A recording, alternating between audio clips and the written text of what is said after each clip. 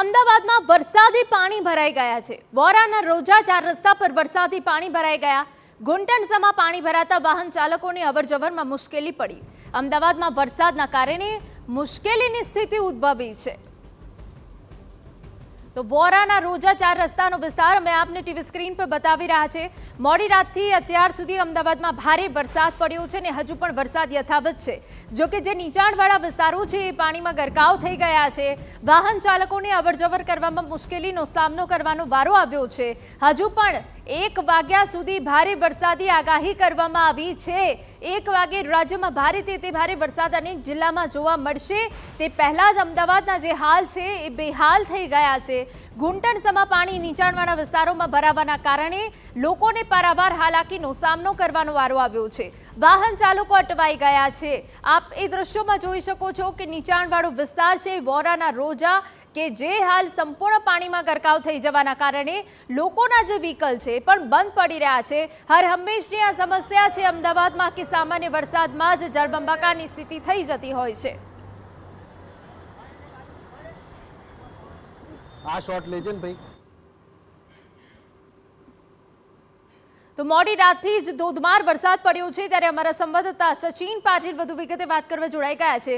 સચિન, સામાન્ય વરસાદમાં જ અમદાવાદના હાલ બેહાલ થઈ ગયા છે અને હજુ તો હવામાન વિભાગ દ્વારા ભારે વરસાદની આગાહી છે। આપ કયા વિસ્તારમાં છો? શું દ્રશ્યો આપની આસપાસ સર્જાયા છે?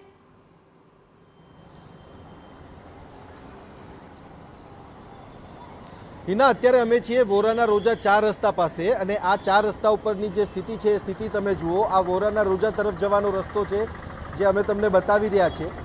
અહીંયાથી સિનિયર સિટીઝન્સ જે છે એમને પસાર થવું હોય તો પણ મુશ્કેલી છે અને સાથે જ સાથે જે પાણીનું સ્તર છે એમાંથી ઓટો રિક્ષા કે અન્ય જે વાહનો છે એ વાહનો પણ અંદર જતા નથી। મહા મુશ્કેલી એ લોકોને પોતાના ઘર તરફ જવું હોય કે બહાર નીકળવું હોય તો મુશ્કેલીનો સામનો કરવો પડે છે। જો કે સૌથી સારી બાબત અહીંયા એ છે કે કોર્પોરેશનની ટીમ જે છે એ પણ અહીંયા એલર્ટ છે અને સાથે જ સાથે જે ટ્રાફિક પોલીસ છે એ પણ એલર્ટ છે। અને અહીંયા તમે જોશો તો આ જે પાણી છે પાણીનો નિકાલ કરવા માટે કોર્પોરેશનના કર્મચારીઓ અહીંયા ઉપસ્થિત છે। મહત્વની બાબત અહીંયા એ છે કે આ વિસ્તાર જે છે એ વિસ્તારમાં પાણી ભરાયા છે અને લોકોને જે રોજિંદી જીવન જરૂરિયાતની વસ્તુઓ લેવા માટે પણ એમને બહાર નીકળવું પડે એવી પ્રકારની પરિસ્થિતિ છે। વાહનો બંધ પડી ગયા છે, વાહનોને દોરીને લઈ જવા પડે એવી પ્રકારની પરિસ્થિતિ છે। આ જે રસ્તો છે એ રસ્તો તમે જે જોઈ રહ્યા છો એ રખિયાલ તરફ જવાનો રસ્તો છે અને ત્યાંથી જે વાહનો આવી રહ્યા છે એમને પણ ભારે મુશ્કેલી થઈ રહી છે। અને આ તરફ પણ તમે જોઈ રહ્યા છો કે પરિસ્થિતિ ખૂબ વિકટ છે અને એના કારણે જે મુશ્કેલી છે લોકોને ખૂબ વધારે પડી રહી છે અને જે પ્રકારે વાહનો છે વાહનો પણ લોકોના બંધ પડી જઈ રહ્યા છે। અને સૌથી મહત્વની બાબત હિના અહીંયા એ છે કે જે વરસાદ છે વરસાદની સાથે સાથે પવન પણ વધારે છે અને એના કારણે પણ જે તકલીફ છે મુશ્કેલી છે એ મુશ્કેલી ઊભી થઈ રહી છે। આ તરફ જોશો તમે તો ટ્રાફિકના જે જવાનો છે એ પણ ટ્રાફિક અહીંયા ક્લિયર કરાવી રહ્યા છે। એટલે આજના દિવસની ખાસ કરીને વાત કરીએ તો જે પ્રકારે કોર્પોરેશનની ટીમ હોય કે પછી ટ્રાફિક પોલીસની ટીમ હોય એ સતત આ જે પરિસ્થિતિ છે પરિસ્થિતિમાં લોકો અટવાય નહીં અને પાણીનો જે નિકાલ છે નિકાલ યોગ્ય રીતે થાય એ માટેનો પ્રયાસ કરી રહ્યા છે। હિના, બિલકુલ સચિન, હર હંમેશની આ સમસ્યા રહેતી હોય છે કે જ્યાં વોરાના રોજા વિસ્તાર આવી રીતે જળબંબાકારની સ્થિતિમાં ફેરવાઈ જતો હોય છે, પરંતુ થોડા સમય પહેલા અહીંયાથી એમ્બ્યુલન્સ પણ પસાર ન થઈ શકે। આવી ઇમરજન્સીની સ્થિતિમાં પણ જો લોકોને મદદ ન પહોંચે તો પછી આની પાછળ જવાબદાર કોણ?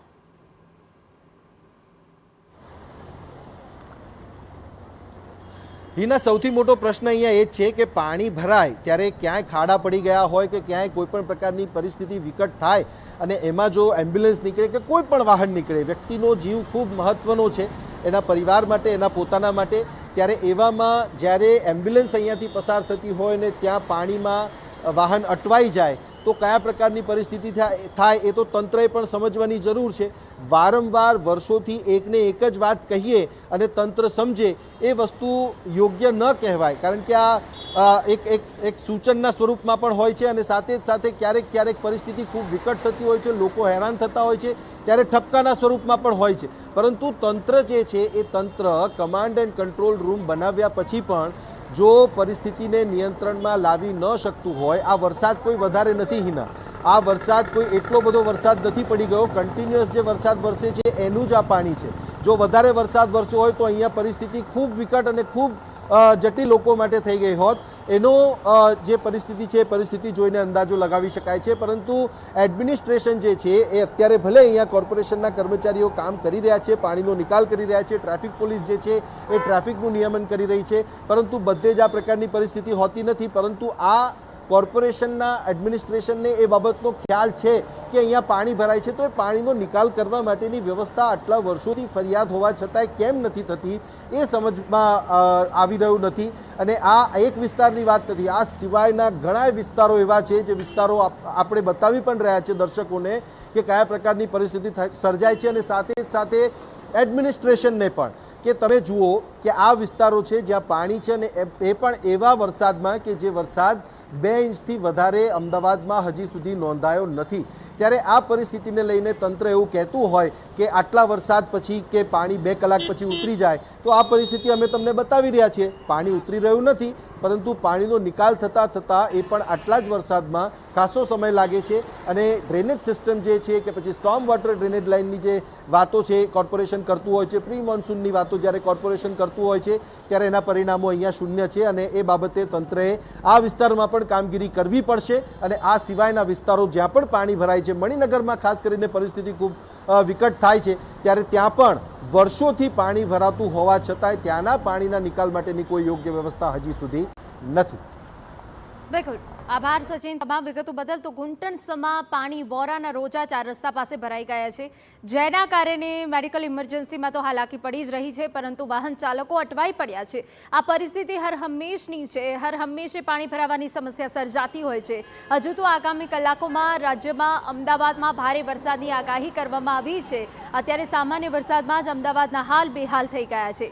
આપ એ દ્રશ્યોમાં પણ જોઈ શકો છો કે જ્યાં એમ્બ્યુલન્સે પર પસાર થવામાં હાલાકીનો સામનો કરવો પડી રહ્યો છે.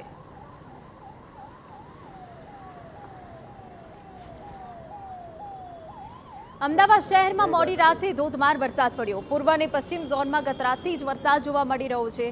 રાતભરના વરસાદ બાદ નીચાણવાળા વિસ્તારોમાં પાણી ભરાઈ ગયા. મણિનગર ઈસનપુરને જોડતા ભૈરવનાથ રોડ પર પાણી ભરાયા. ભારે વરસાદ બાદ આ રોડ પર પાણી ભરાવાની કાયમી સમસ્યા છે. વ્હાઇટ ટોપિંગ પદ્ધતિથી તૈયાર કરાયો છે ભૈરવનાથ રોડ. અમદાવાદમાં જ્યારે ભારે વરસાદ વરસતો હોય છે ત્યારબાદ પાણી ભરાવાની સમસ્યા કાયમી બનતી હોય છે. અને અત્યારે હાલ પણ અમદાવાદના અલગ અલગ વિસ્તારોમાં આ જ પ્રકારે પાણી ભરાયેલા જોવા મળી રહ્યા છે. અત્યારે હાલ અમે અમદાવાદના મણિનગર વિસ્તારમાં ઉપસ્થિત છીએ અને અહીંયાનો જે ભૈરવનાથ રોડ છે ત્યાં આપ જોઈ રહ્યા છો કે કેવી રીતના વરસાદી પાણી ભરાઈ રહેલા આપને જોવા મળી રહ્યા છે. તમામ દિશામાં આપ જોઈ શકો છો કે કેવી રીતના પાણી ભરેલું આપને જોવા મળી રહ્યું છે. મહત્વની વાત એ છે કે આ એક વ્હાઇટ ટોપિંગ રોડ તૈયાર કરવામાં આવ્યો હતો, એટલે કે આરસીસી રોડ, અને એ રોડ પર પણ આપ જોઈ શકો છો કે કેવી રીતના પાણી ભરાયેલા છે. મહત્વની વાત એ છે કે જ્યારે આ વ્હાઇટ ટોપિંગ રોડ તૈયાર કરવામાં આવતો હોય છે ત્યારે આ રોડને લઈને એ પ્રકારના દાવાઓ કરવામાં આવતા હોય છે કે અહીંયા પાણી ભરાશે નહીં અથવા તો ડ્રેનેજની યોગ્ય વ્યવસ્થા કરવામાં આવી છે. પરંતુ જ્યારે વરસાદ વરસતો હોય છે ત્યારે આ પ્રકારની સમસ્યાની નિર્માણ થતું હોય છે. અને અત્યારે હાલ પણ આપ જોઈ રહ્યા છો કે કેવી રીતના વરસાદી પાણી ભરાયેલા આપને અહીંયા જોવા મળી રહ્યા છે. આ પ્રથમવાર નથી કે જ્યારે વરસાદમાં આ પ્રકારના પાણી ભરાયા હોય.